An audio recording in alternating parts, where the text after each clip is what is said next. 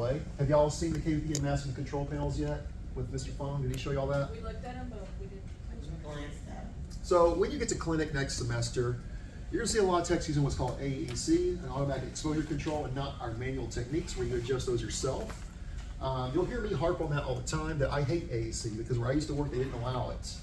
But when we say exposure techniques, we're talking about setting those manual techniques of KVP and mass. For your abdominal x-rays, on average, that's gonna be about a 70 to 80 KVP range. That's a good thing to write down and remember. Your most common or optimal KVP technique is 70 to 80. You'll notice as you go through the curriculum, they will never give you mass ranges because your mass is gonna be variable dependent on the patient's size. Now, if that sounds like I have no idea what he's talking about, don't worry, PRE next semester is gonna teach you all about that to the down to the details of Mr. Fong. But for now, just write a 70 to 80 KVP range. Immobilization. Now, of course, we think about patients moving around, but there's something else that happens within the body that we gotta think about. What else is moving in the body, especially in that abdominal organ area we just talked about? What's happening naturally that we can't control? Digestion. Digestion, which is the process of peristalsis once again. Peristalsis is happening, and that is a motion that we can't exactly control, but it's also why we try to make our exposures on expiration, not only to move the lungs to the position we want, but it supposedly helps with lessening some of that peristalsis and getting a good image without that movement going on. Your IR and collimation size, your abdominal x-rays, for the most part, on your average human being, are all gonna be 14 by 17 cassettes. The only reason you would use something smaller is on a kid. So 14 by 17 cassette sizes. Collimation, even though most people are gonna fully fill out that cassette, we still want to always show some evidence of collimation, even if we just barely turn those dials. We always want some evidence of collimation for protection purposes, and of course, if they're really small and skinny, we wanna shave some of that extra light off to heighten up the quality of our image as well. Source to image distance, easy chapter to remember because everything's gonna be 40 inches, period. Nothing is 72 in this chapter, all 40-inch SIDs. ID markers, do we ever use digital markers? No. We do not. We're always gonna put our physical anatomical markers. Rad protection, can we protect for an abdomen? Isn't that gonna obscure what we wanna see? For males, we can. He said it depends. Very good. She said for males we can, and that's absolutely true. For males, you can protect the testes. You have to put it a little bit lower. For females, there is a specialized shield that can cover the ovaries, but typically they're not going to use that because you almost got to shoot blind a little bit and hope it doesn't obscure the pelvic or abdominal area. But there is a specialized ovarian shield for females. So by the general rule, it's not required on females, but it is required on males for your shielding, because the testes can always be protected and they're very radiosensitive. Patient instructions, of course, we want to tell them what we're doing, why we're doing it. We're not just going to go up and start poking their side, right? What are we going to say? Is it okay if I touch your side to find my centering point for my x-ray? Absolutely. We're also going to tell them to make all these exposures on expiration. It's the opposite of what we learned last chapter when we did everything on inspiration. So when we say expiration, what are the instructions? Those of you in lab, what are the instructions for breathing? Expiration. How do you tell the patient to do that? Breathe in, Take a deep breath in, let it all the way blow it out. all the way out, and hold it out.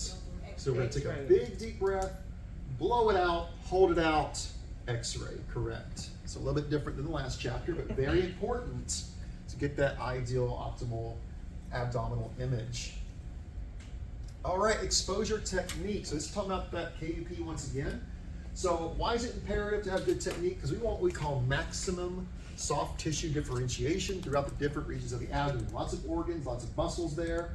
And we want to see those solid organs as much as possible in case there's any issues there, because that's how they're going to determine if they need to do like a fluoro study with barium, if they can see anything odd on that KVP image.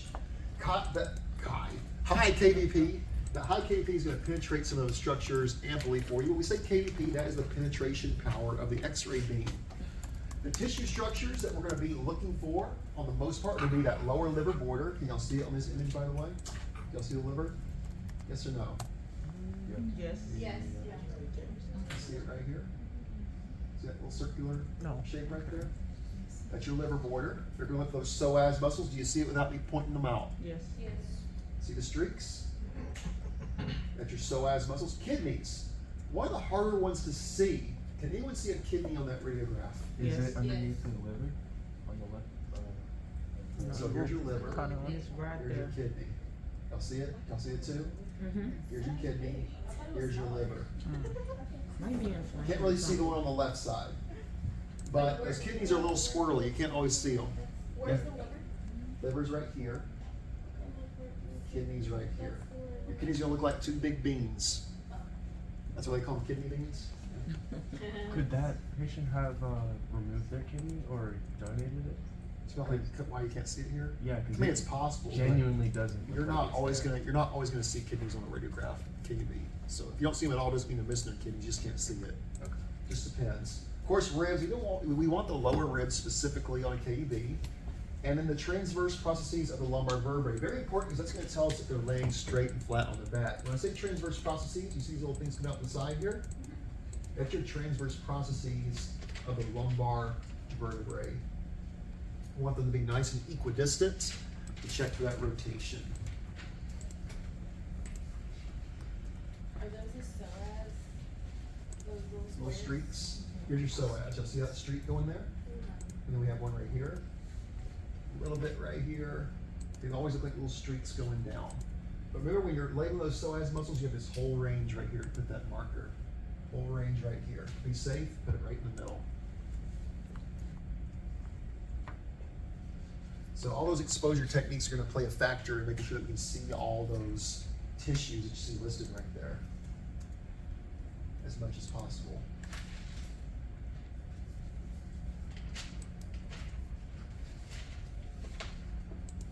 To answer your question, Jay, like if they suspect something to do with the kidneys, they're going to do a specialized fluoro study of the kidneys that we call a, not cystic renal, intravenous pyelogram, IVP. Put in contrast to the veins, it's going to go in the kidneys and flow through the ureters, bladder, and they're going to pee it out. They'll light up those kidneys better. So what was that called? IVP, IPP? intravenous pyelogram. So they wouldn't do something like a renal, whatever, renal gram or. Well, that's basically the renal ground Okay. right there, yes. We don't call it a renal ground. I just knew that the renal is the keyword for the kidney. It is, typically, yes. All right, mobilization. Once again, guys, we're going to mobilize not only for the voluntary movement, the movement on the table, but that involuntary movement. When we say involuntary movement in the abdomen, it's always referring to peristalsis or digestion within the abdomen. We cannot control that. I cannot tell my belly to stop digesting. It's going to do it anyway. Just like I can't tell my heart to stop beating. It's going to keep on beating. At least I hope so. Otherwise, I won't be standing here. But that's going to be our involuntary movement that we try to stop as much as possible.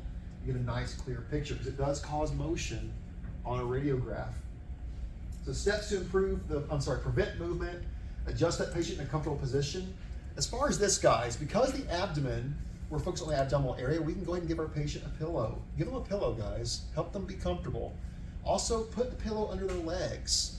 Those tables, as you know from lab, are very hard, very uncomfortable. And what do people do if they're lying on a hard surface? What do? They shift their weight, right? That's going to give you rotation. It's going to give you motion. So help them be comfortable and give them a blanket. They're going to be naked. They're not going to have anything on, which we're going to discuss in a second, except for a gown. And most of our hospitals are very cold. Give them a warm blanket. That's going to help you with the process of getting that optimal image. Explain your breathing procedures clearly. Make sure they know they got to blow that air out and hold it out, not hold their breath. And you'll see some very bad techs. I'm not going to name names. I don't like to name names, but I've already got some names on my mind. You're going to see some very bad techs telling your patients to hold their breath on an abdominal x-ray. We do not do that. It's expiration only. And then typically, as a rule, you want to take that exposure 1 to 2 seconds after respiration has suspended. So not immediately, you're going to wait 1, 2, expose. Question? Look like you want to ask a question. Yeah, can you explain that again? So when you're doing the breathing instructions, you're going to tell them to take a big deep breath, blow it out, hold it out. I'm going to count 1, 2, expose. It was only about 2 seconds. It's going to allow that air to get all the way out in case they're breathing it out really slow.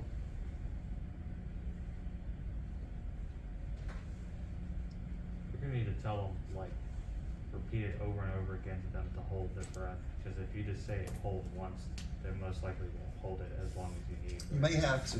It depends on if it's a language barrier, they can't hear you, things like that. Yes, so you have to say it twice. Just document it, like why you have radiated them. So if you have to repeat the image. Oh yeah, absolutely. Document everything you do. Always document everything.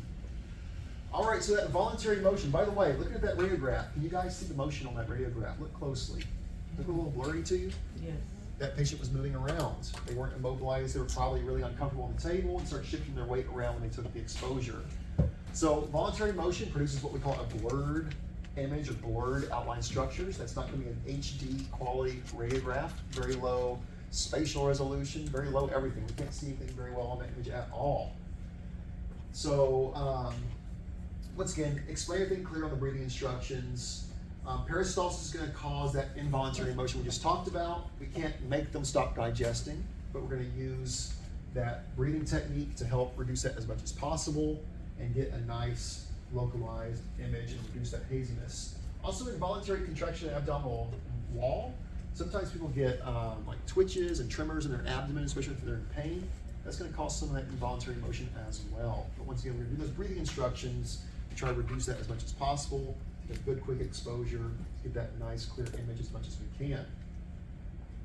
So really your biggest enemy on abdominal images is your involuntary motion, which you cannot control. That's why we use, we say, short exposure techniques as well. You want to take the image very fast.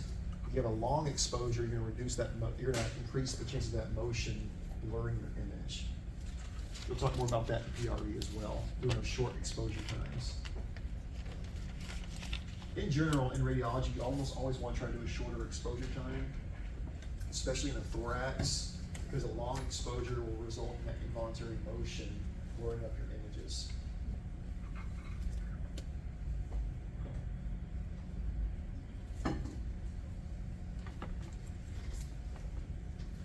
So besides the motion on that radiograph, do we have everything we need? Yes or no? No. I heard a no and I heard a yes. Yes. Defend your case. Let's go to no first. They like I said no, cut but off it's half the blurred. bottom. Okay, interesting. Charlie, you said yes. Why do you say yes? Because it looks like we have the pubic surfaces that we have to. Kind of the same argument there. It's a great case point. As long as we can see a piece of the pubic symphysis, it's considered okay. Sometimes you'll have just the tip of it, sometimes you'll have the whole thing. Both are considered okay. As long as you can see the pubic symphysis. Doesn't matter if it's the whole pubic symphysis or just a tiny part of it, it's considered okay for a KUB. So even if it's blurred, we can just still send it? Well, blurriness you want to repeat. You wouldn't want to send this to the radiologist. if it's blurry. Yeah, that's why I had said no, Yeah, because it was yeah. blurry. I said besides the blurriness, Okay. blurriness no. Mm. But blurriness though, is that an okay image? Okay. What did you say that one soft piece is called? One soft piece? Like, I think it's the Oh, you mean the flat part? yeah. That's the ala. Those are the ala of the pelvis. How do you spell the word that you said? Sir? Ala? A-L-A. And they look like wings in They look like Spanish. wings, In Spanish, absolutely. wings are alas. Are they really? I didn't realize that. Pretty cool. Probably is a Latin word. Okay. All right, so what I say, guys, for the IR 14x17 period, that's what you can always go with, unless you have a very small kid, something like that. You're always going to go with 14x17, easy to remember. Like I just said, smaller patients collimate to within 1 inch of the shadow of the abdomen flanks to reduce that exposure and up the quality of your image. You never want excess light on an image. It's just going to lower the quality overall.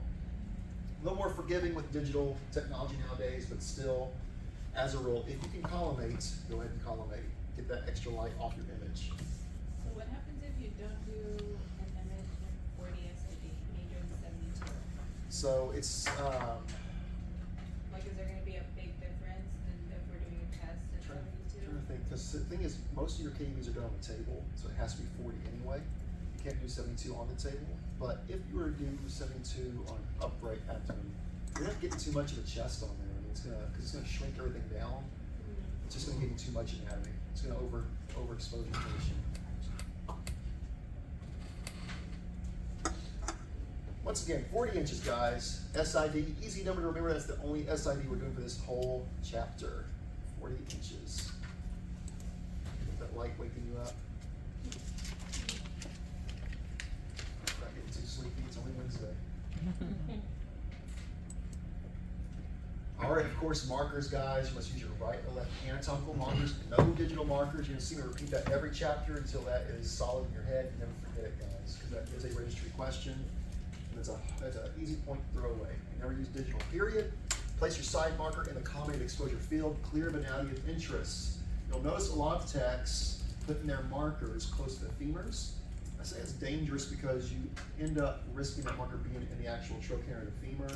And as I've said before, better safe than sorry. You never want to cover any anatomy if you can help it.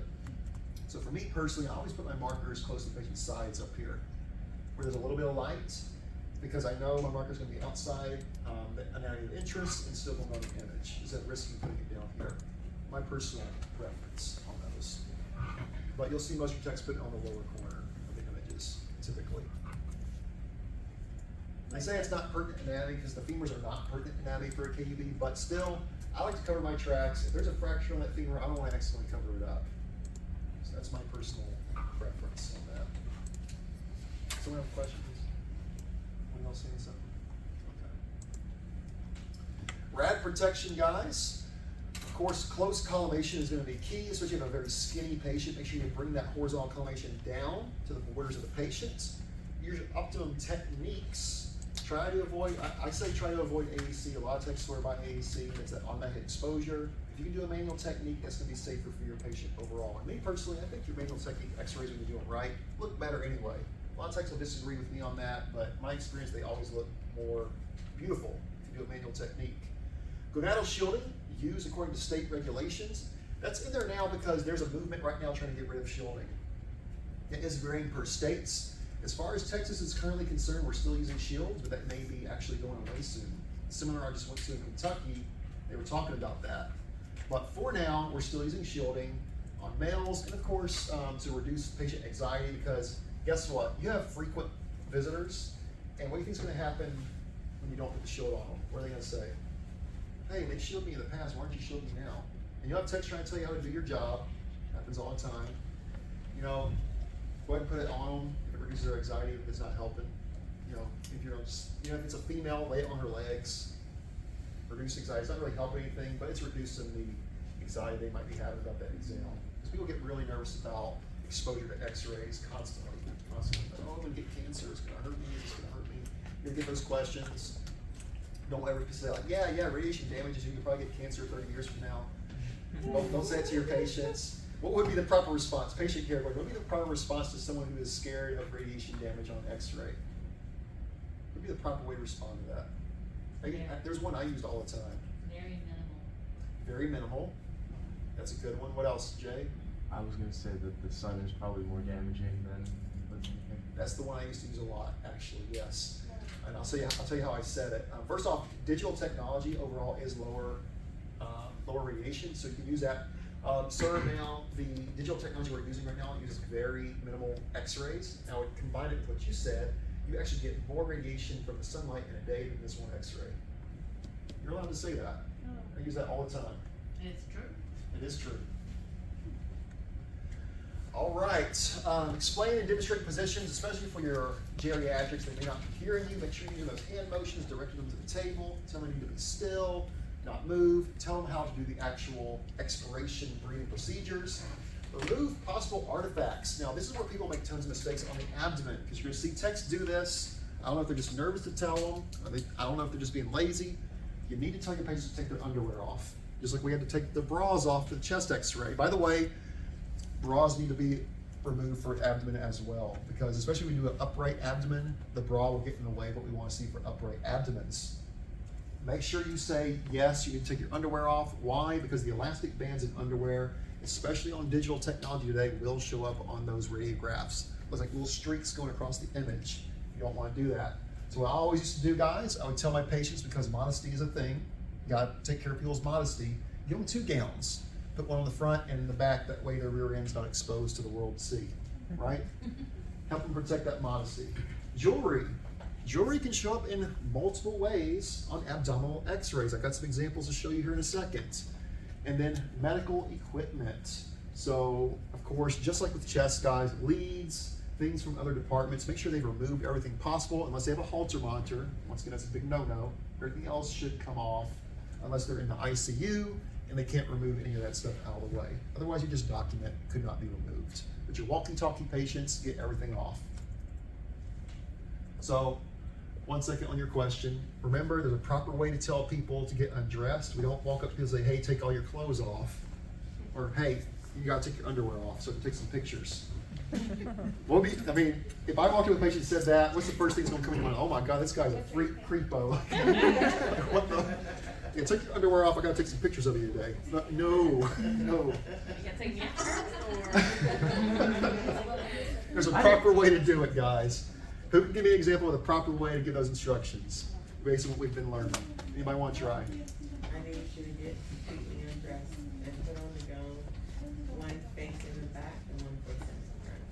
So I like to use the word need. There's a secret technique to get people to do what you want. When you say the word I need you to, psychologically people are more apt to be cooperative with you. The word I need you to. Don't give them an option. Would you mind taking it off? Because they're going to say no. Can you take this off? No. Don't ever give them an option. I need you to take your clothes off. So what I would say is, sir, ma'am, I need you to take everything off, including your underwear and bra. Put these gowns on because the underwear and bras will show up on the x-ray. Always make sure you say why, because it will show up on the x-ray. If they outright refuse, they have the right, you would document that. But most will be cooperative when you explain why you're asking them to do that. Always tell them why. Always tell them why. So there you go, guys. Of course, there's an example of a bra. Upright abdomen, we're concerned with this area. You can see how it's obscuring the area we want to see. So you definitely need to get those bras off. What else? Jewelry. What is this? Tummy Nail ring. hairs. Belly button ring. So if you have any kind of jewelry in your abdominal area, sir, ma'am, please remove that because it will show up on the x-ray. Now, I used to get a lot of teenagers, they had fresh piercings, they refused to remove them. I'd always document accordingly when they refuse to remove those piercings. They have the right to refuse that, but you still want to try to ask them to remove it if possible. Those two circles. That's Part part of of their their outfit. That's So like the little pants. buttons on the pants. By the way, pants, guys, there's zippers and buttons on pants and shorts. That's why you gotta Those are get so those nice. shorts and pants off and the underwear. Underwear, underwear gets really bling blingy these days, and there's all this stuff that's gonna show up on underwear. Yeah. Those are the little circles on the sweatpants where the Yeah, string that's- comes out of? Yeah, Right, that's my it. my That's scrubs it. right now have those. Like, Your scrubs have those? yeah. Question? So, so if you can recognize that they're buttons, then why should it be a bother if it's not exactly on the place where you're trying to? Because it could be covering up something of significance. Even if it's like up here, they might have something right here. You never know, and you don't want to take that chance that that's covering up something significant because who's going to get in trouble? You'll get in trouble because you said that was okay and you passed that. Whenever you put your name on, you want to make sure you're sending the best possible radiograph you can because your initials, your license is on the line for every picture you take. If we're in a situation where like we've asked them to remove everything, and then we go and take the x-ray and then we find out they have like one of the toys that we've seen beforehand, how do you go about like telling them like, hey, there's something Don't tell there? them. You do not tell them. Okay. It's You all just- done the same thing, like if you're gonna take an x-ray, you're gonna walk in the room and they're gonna say, sir, is there anything broken? What would you say? We're gonna have to talk to your physician. I just take the pictures, I don't read them, even though you can read them. I just take the pictures, I don't read them, the doctor will let you know. Okay. By the way, control your facial expressions. People can tell if you see something or something's wrong. And avoid getting excited when you see something on a screen.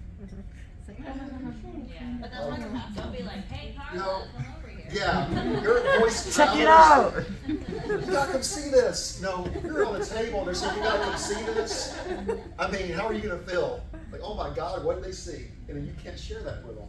But never tell them that you see something or that something's broken or any of that. If there's something stuck in them, you still don't say anything. Okay. So, what were you doing last night? You know, We know what you were doing. You can't say that. You cannot say that. That can actually be held against you. Right. Right. Underwear, guys. Jewelry on underwear. That's jewelry on some underwear right there. It'll show up. Other piercings, guys. Piercings can be anywhere these days. Yo. Watch out for that. You gotta get that removed. You gotta make sure you're saying it is all the jewelry in your abdominal Oh, they're not pelvic taking area it out. removed. More and more common these days. Huh? They probably won't take it out. They probably will refuse, Yeah. but you're gonna document that you attempted to ask. Do you have them? I think that's what I'm doing, it's just, it's This is a woman, yes. Because it's really, that's like It's short. a You can great tell by the, You take it out. Now what do you do? what? Depends on the age. You know what's it called? I was reading on the book It's that. on No, I'm the good. area right here. You can tell that that's. There's a a pelvic, there's a difference in pelvic shape between male and female. Yes, the female pelvis is wider or more obtuse. The male pelvis is more angular and acute. Yeah. What's the reason? For the baby. To allow the baby to pass during birth, correct, correct. Ain't What about this? Can we get this out of the picture? What is that? the No. phone? Anybody know what that is? That's, Oh, that's like a bladder Cell phones, by the control. way. I'm glad you said phones. Man, and once again, if you don't get those shorts on, oh, these shorts are, they got no metal. Oh, you can leave your shorts on. They got the phone in there, it's in the way. Phones can, yeah, Is that like that's a your, monitor? It's like a bladder? It's a monitor. it's been removed. No. No. It looks like it's attached to something. Isn't So that this is internal. That's actually a pacemaker. Mhm. Oh. Why is it in the pelvis? The You know why it's in the pelvis?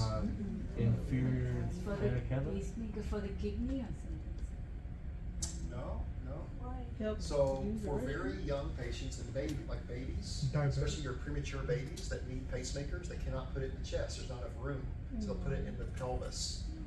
So this person grew up with that pacemaker, whether they still need it or not, I don't know, but it's still in that same area. So is that something that could be like moved as you get older? It can be. So like I said, I don't know if this person's still using it, but they may have just left it in there. I was gonna say, I don't see a child with that kind of Monitors piercing. and things. Typically not. It's probably a younger person, yes. Is that is the pacemaker connecting over towards the coccyx area? The femoral artery. Okay. You can also tell the, What is what? Like, you know where the spine is and then it goes all the way down and then right here? What is this? No, on your left side. Right there, it's part of that. It's part of the pacemaker. It's a lead. That's Oh, It's Yeah, a that's lead. what I was So thinking. when I tell you all my wife's story, there's a story about her pacemaker having the leads changed out and she almost died. But that's a story for another day. It's a long story. Yeah. can you also tell by the hips, like the heart shape, if it's a female or a male? Like, Well, I mean, you no, know what I'm not talking about, exactly. right? square. What you're gonna look at for male versus female pelvis is this area right here. Mm-hmm. For a female, it's really gonna be more wide. For a male, it's gonna be more of a tall oval Like shape. an oval, okay. But down here on the outlet area, see how this is very wide and obtuse? For a male, it's gonna be more triangular like this. Oh, okay. Yeah. So is that a ring like in the like is that a ring over there like you have it on the belly button? Yes, it's a piercing. On the patient's genitals, yes. Yes. But piercings are everywhere these days. That's why you gotta ask. Of course, guys, we should do this for every patient, but especially with the abdomen, because what are we x-raying? The abdomen, and babies are super radiosensitive. Is there any chance that you could be pregnant? When was the last day of your menstrual cycle? We're gonna write that down, we're gonna document that when we end our exams. That is very important. The one patient you forget to do that on, they come back and complain they were pregnant, and they never asked me if I was pregnant, they never asked my menstrual cycle, and if you do not have documentation on that, what do you think is gonna happen to you? You'll be in big trouble, yeah. Hospital's gonna get sued, you could lose your job over that. I have seen this happen to techs because they got lazy and worked too fast, they did not ask that question, and they had no documentation to back it up. Oh, I see. That is a serious issue, guys. Big deal. You've seen that too?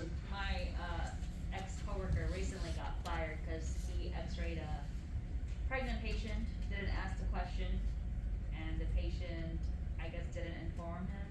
And anyway, they were looking for somebody to blame, and it's going to be the tech. Always, always. And you can't defend that if you don't have documentation, guys. If you wrote it in the chart though, there's your proof. They have no case against you. Document everything. I think you were first. I'll come back to you, Jay. That's fine. What if you're documenting, but you forgot to add on that you did answer? Then you're trying to be in Yeah, trouble. yeah, you So got I it. mean, Yes. even though you did ask, but you didn't document. If you don't, it's like, I mean, it's like a real court case. You can say something all day, but if you don't have proof, Mm-hmm. can you use that in court? Once you Can't. submit it, can you go back and modify? You can always go back and modify, yes. Oh. Yes, you can. Jay?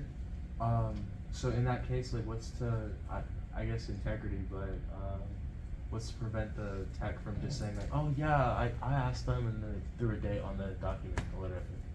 Like And if that's a they very, that's a tech lacking integrity. It's a very Right. shifty tech, but Yeah. yeah, I mean, You can always go back and modify stuff, but make sure, don't be this way, Jay. I hope you're not. No. I was literally saying like I'm in the giving you a hard event that time. like. I'm giving you a hard time. Let's say Jay is going to be a shifty tech in a few years. You know, I won't pick on you for a second. And he's going to be like, I can just go back and change it. There's a paper trail and everything, guys. You can see when stuff's been modified. They can see that you went back a week later and added documentation on that chart. Now, that's, to use your word, that's very sus. Very sus. My kids use that word all the time too. That's very suspect. Very sus. Yeah. Your So, kids use that all the time? huh? Your kids use My it? daughter's been saying it a lot. She's in that preteen stage, so That's very sad. That's very sus. very sus. Man. Who was first? So just a question that I had on documentation. I know when I worked patient care, yeah, we had the info we had to fill out, which we probably have to do in radiology too, but we had our own documentation. And I don't know, my manager would check certain things like, hey, did you ask for ID? I don't know, it was like a checklist. And everybody kind of had their own little template that they would kind of copy and paste and ask each patient. Is it kind of the same thing? Is the system set up for, let's say, your guys' Epic or whatever? Is it kind of the same way where we have our own little template that we pop Very in? much so, and like part of my job when I was doing the charge tech duties I used to do was to follow up on all that stuff and make sure things were being done properly, because I was given the access to do like audits and all that kind of stuff. So they can, documentation is serious, and you gotta be on time with it. You shouldn't be going back and modifying stuff later. You can see, if you have enough access, you can see when they're just pulling the images up. Like, I might see, I won't pick on Dave, he's pulling up a patient's images randomly a week later, looking at them. Well, what's going on, Jay? Why are you looking at this patient's info? Why are you still bringing these images up? What's going on here? So, everything's traceable. Everything's traceable. Even the machines you're using, the portal machines, you can trace everything that was done and when it was done on those machines. So if you're gonna think you're gonna lie about something, like, oh, I never did that patient, well, your login happened on this day at this time, and you took this image at this day, this time. You can trace everything, guys. So when it comes to making mistakes, because we're human, we make mistakes, what's the best thing you can do? Own up to it. Be accountable. You're less likely to get in trouble if you're accountable versus trying to hide something. I've seen so many techs fired for trying to hide stuff like being done on wrong patients, wrong parts, or taking x-rays of themselves. You have techs that try to take x-rays of themselves. Yes, they do. 2 people I know got fired for that because they took x-rays of their hands and feet. Thought they were gonna hide it. You can't hide anything these days, guys. It's all traceable. Very stupid if you ask me, because they've been doing x-ray for about 20 years. Yeah, they both lost their job because one tried to cover for the other. Because they were curious about their hands. They thought there was something on their hands. Does someone else have a question? Yeah. So what if you ask them like any chance of pregnancy and they're like, no, and then they come back and they're like, well, I went pregnant. You documented it. You documented it. Very Doesn't matter what they good. say. There's power in documentation, I'm telling you. Does that mean that Like you're liars. Huh? We're like, liars. Does that mean that you're not supposed to take your own X-rays unless it's You should never take your own unless x-rays. somebody doctor has prescribed? That's a termination, that's an automatic termination. If you use the company's time and equipment to take x-rays of yourself. Yes, It's like texting or something on. yes. And it's very easy, when you're by yourself, you're upstairs, no one's gonna know, I can just delete the images. Let me tell you about deleting images. See techs deleting images, if they think they're hiding those images, you can still pull those images It's up. never deleted. It's never deleted. And those of us that have done charge tech duties know what we're talking about. You can audit all that stuff and pull it right back. You can see when they deleted it. I mean, you cannot hide anything anymore, guys. So you're gonna see some weird stuff out there. You're gonna see some less than integral practices. Make mental notes of what not to do when you become a tech. Because, it's not worth losing your job over. Don't be a sus tech. But sus, very sus techs. I'm gonna go Sus home and techs. like my sus. Now, are there any instances, guys, you think that we should, would there ever be an instance where we actually take an x-ray of a pregnant female? Unless it's Yeah. emergent. Only if it's an emergency case, correct. So there may be something happening traumatic with the patient internally, Or accident or or an accident, and they may do an x-ray on a pregnant female, but that's always a last resort. They're only gonna do that in extreme cases. But what's it gonna look like? Right there. If you've ever seen a pregnant female x-ray, that's what it looks like. It looks like an alien growing in there, right? Y'all see the baby? Oh, look at the limbs. See the head right there? That The is spine? That is so weird. There's That the is a arms big and legs. head. That baby's about ready to come out. Is that how you're feeling right now, Emily? But looks. I always think it looks like something from Aliens, you know. It's Mhm. First alien. Yeah, species. Y'all see it on this side? Y'all see the baby over here? Yeah. On the opposite side? Oh, he's coming out. There's the head. There's the spine. There's the limbs. Yeah. Right Imagine now. people that have like. There was a lady at Texas Children that delivered 8 babies. Y'all hear about that lady that delivered Yeah. 8 Oh, I heard babies in about Houston? that. I did Oh, some of yeah. the X-rays. Oh, Yeah. Do you Yeah. have? Huh? Do I have any? Yeah. Oh, I thought you could like. Of the kids or the Yeah, 'cause you X-rays? said that No, you the were- X-rays. Oh, I think. That's HIPAA. But you brought some before, you said that you Yeah, had I bet you authorization could or look at something. them. Well, that was when I was a student. That was for a project. I had all the information cut off. Oh. But I'd already. I mean, I can't go back into Texas Children's and look that. Well, I probably could, but Yeah. I'm not gonna risk that. No, no. Yeah, that would like 1, 2, 3, 4, 5, 6, But- 7. Yeah, I mean, well, you know, with multiple babies, they're smaller. They're not all gonna be this size right here.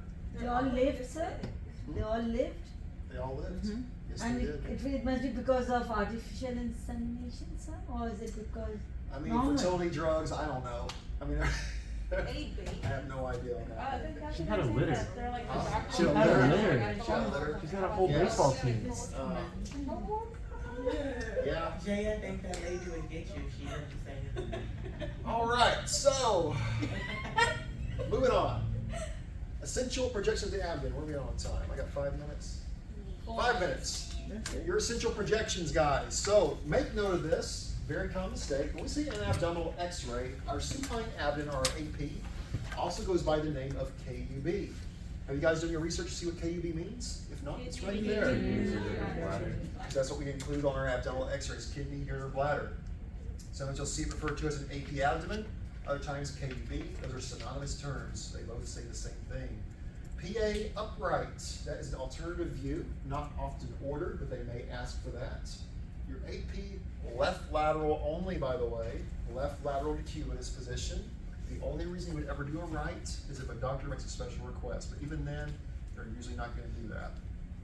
Your regular lateral abdomen, which means it's just on your side, and then your right or left dorsal decubitus position. What's dorsal decubitus mean? How's the patient positioned? On your On their back. back.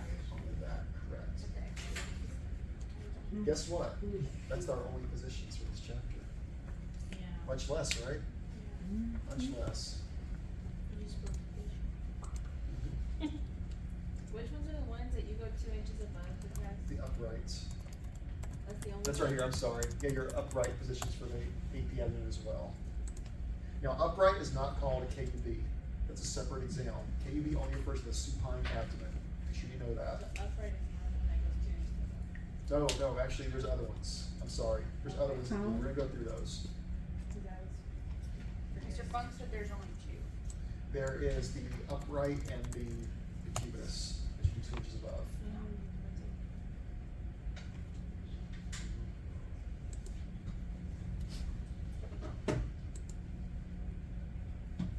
There's light at the end of the tunnel, guys. We're almost done with this semester. Not much more to go. So the lateral, you said left lateral decubitus, that means they're laying on their left side. This, but they're the laying on the left lateral- side. We have a horizontal beam across the table, just like the cubes on the chest. And you have a regular lateral where you're just on your side and you're shooting straight down, like a lateral chest. Oh, So these are 2 different exams. I mean, these are 3 different kinds of laterals, essentially. But, you know, so, decubitus, you have your regular lateral, you have your dorsal decubitus on the back. with So a for horizontal the beam. decubitus, the beam is horizontal. For the lateral, the beam is going straight. Correct. down. Correct. If that makes sense. how are they laying? Are they laying on their side? For which one? This one? Yeah. They're literally on their side. They're on their You're side, shooting oh. straight down. Like they're laying on your side. I got pictures. It'll make sense with the pictures. Then when you go to left. Yeah. Yeah, it's in the video. Yeah. Alright, so most commonly, this is the slide we'll end on today, guys. Most of your hospitals will do what's called a 3-way abdominal series. And most commonly, these 3 exams will be ordered. When you get to the clinic next semester, this is how your abdominal exams will most commonly look. You're gonna order that KUB, AP supine, your AP uprights, but they'll also order a PA chest upright alongside that series. So it's not an abdominal X-ray, they're just throwing a PA chest in there on the series. That's your acute abdominal series or your 3-way abdominal series. This will look for that free air, for that pneumoperitoneum specifically, and your air fluid bubbles. So a lot of times abdominal issues correlate with lung issues quite often, so they're gonna kind of be very thorough and just check everything out at once.